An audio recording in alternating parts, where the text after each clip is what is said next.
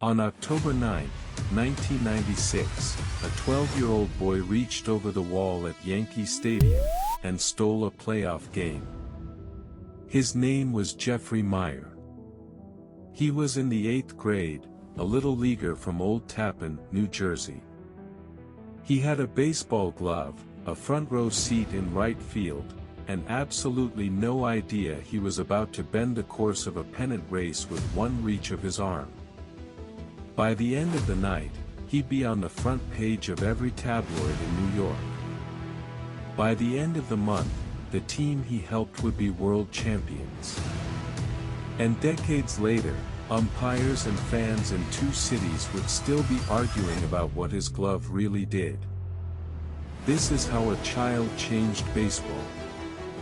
To understand the night, you have to understand the hunger.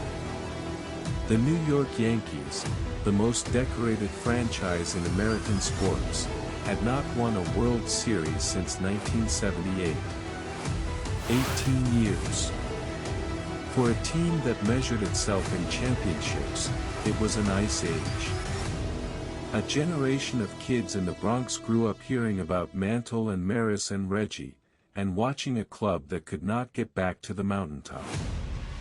In 1996, under a quiet new manager named Joe Torre, they finally broke through to the American League Championship Series. Standing in their way were the Baltimore Orioles, a loaded, dangerous team. Cal Ripken Jr., baseball's Iron Man, at shortstop. Roberto Alomar. Rafael Palmeiro. Brady Anderson, who had just hit 50 home runs. These were not underdogs. This was a heavyweight fight. Game 1. Yankee Stadium. October air, a roaring Bronx crowd, the weight of 18 years pressing down on every pitch. And through 8 innings, the Yankees were losing. Baltimore led 4-3. The Orioles were 5 outs away from stealing Game 1 on enemy ground, the kind of punch that can decide a series before it truly begins. Then a skinny rookie stepped to the plate. Derek Jeter was 22 years old. It was his first full season.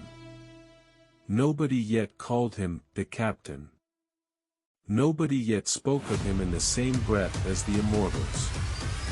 He was a promising kid shortstop having a very good year, and now, in the bottom of the 8th of a playoff game, he had a chance to save it. Jeter swung. The ball leapt off his bat, high and deep, climbing into the New York night and drifting toward the right field wall. Off the bat, it looked like it might have the distance. It also looked like it might die on the warning track. It was the kind of fly ball that hangs in the air long enough to break your heart, or stop it. Orioles right fielder Tony Tarasco drifted back with it. He did what outfielders have done for 100 years, tracked the ball over his shoulder, back to the wall, glove up. He settled at the base of the fence, camped under it, and waited for it to come down. He would say, for the rest of his life, that he had it measured. That he was about to make the catch. He never got the chance. Because a boy in a black glove leaned out over the railing, and pulled the ball out of the sky. The baseball vanished into a churning sea of hands in the front row. Tony Tarasco spun around instantly, arms thrown wide, staring up at the stands, then back at the umpire. His body language screamed the obvious: a fan had reached onto the field and touched a live ball in play. Interference. Nothing else made sense. Right field umpire Rich Garcia was standing only a few feet away. He made his decision in a heartbeat. Home run. He raised his arm and twirled his finger in the air. The game was tied, 4-4. Yankee Stadium detonated. The Orioles came unglued. Manager Davey Johnson charged out of the dugout, screaming, pointing at the wall, at the stands, at the 12-year-old, at the sky itself. He was ejected, thrown out of a playoff game for arguing a call that television was, at that very moment, proving he was right about. Baltimore filed a formal protest. It went nowhere. In 1996, there was no replay review. Judgment calls were final, and interference was a judgment call. The umpire's word was law, whether he was right, or catastrophically wrong. And Rich Garcia was wrong. The cameras had seen everything the umpire missed. Replay after replay told the same story. The ball was dropping short of the top of the wall, descending straight into the glove of Jeffrey Maier, who had leaned nearly a foot out over the field of play to snatch it. By the letter of the rule, that is spectator interference. Jeter should have been ruled out, or the ball declared dead. Under no correct reading of the rulebook was it a home run. But it was called a home run. And a home run it stayed. The Yankees won the game in the 11th inning, on a walk-off home run by Bernie Williams. 1-0 in the series, momentum, home crowd, belief, all of it swinging on a play that should never have counted. And the boy who tipped it was about to wake up famous. By the next morning, Jeffrey Maier was the most talked about person in New York. The tabloids put him on the front page. One called him an angel in the outfield.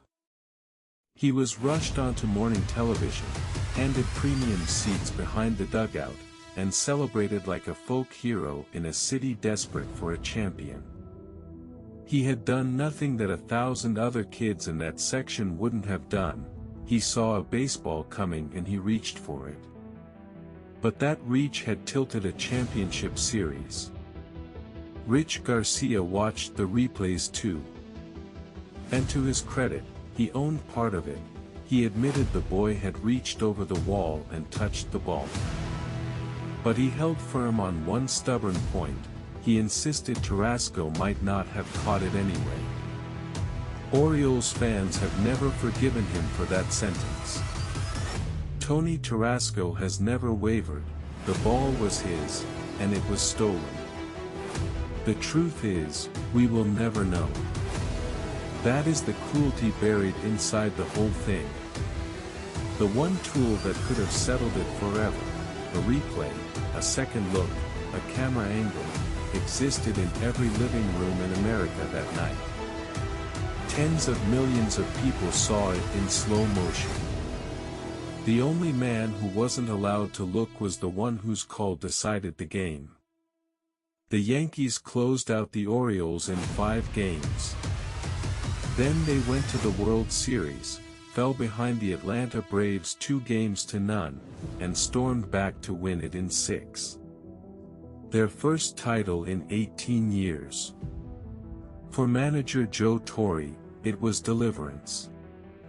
He had spent more than 4,000 games as a player and a manager without ever reaching a World Series, the longest such wait in the sport's history. During that series, his brother Frank lay in a hospital awaiting a heart transplant, which arrived just before the deciding game. When the final out landed, one of baseball's most cursed near men became a champion. And it did not stop there.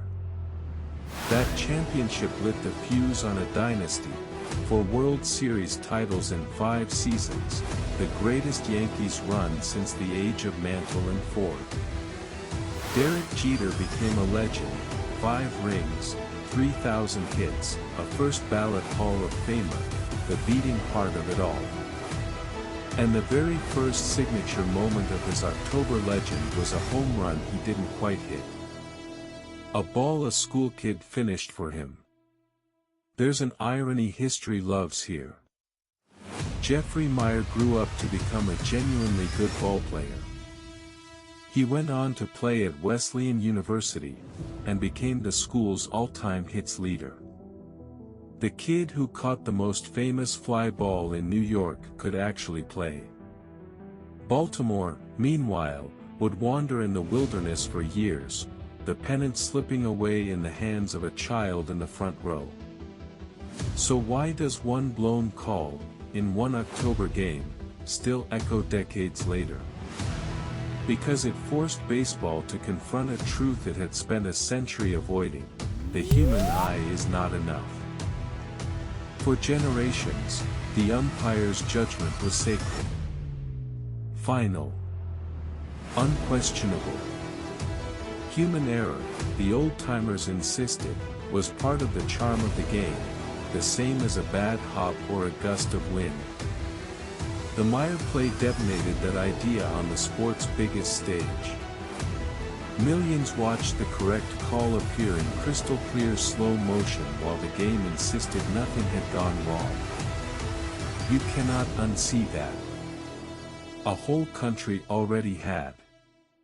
Change came slowly. Baseball worships its own past, and it resisted for years. But the pressure kept building, a boy's glove here, a blown call there, one disputed home run after another. Finally, in 2008, Major League Baseball introduced instant replay to review home run calls. In 2014, it expanded review across the game, giving managers the right to challenge and umpires the right to be corrected. The final word of the umpire was, at last, no longer the last word. One 12-year-old did not cause that revolution by himself. But he became its face, the boy who proved that everyone in the world could see what the man in the middle could not. And today the play lives on as two completely different stories, told in two different cities. In New York, it's cherished folklore, the night the baseball gods, in the shape of a little leaguer, reached down and blessed the Bronx. In Baltimore, it's a wound that has never fully healed, the pennant a child reached in and took. Here's the strange part. Both cities are right. It was a gift, and it was a theft, and it was the same reach of the same arm. A playoff game decided not by the 9 men on the field, but by a boy in the stands who was never supposed to touch the ball at all. If it had been you in that seat, with the ball falling toward your glove, would you have pulled your hand back? Follow for more.